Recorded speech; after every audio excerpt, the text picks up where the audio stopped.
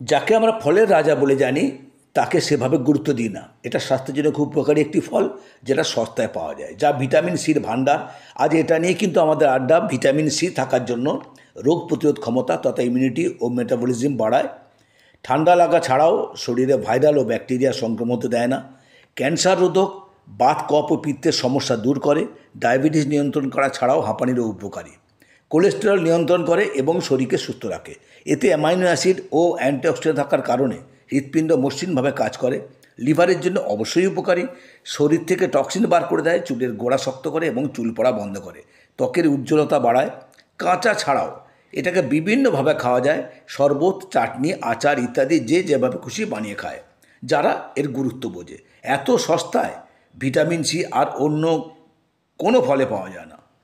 নিয়মিত খাওয়ার অভ্যাস করলে নিরোগ থাকা যায়। Do as you think best.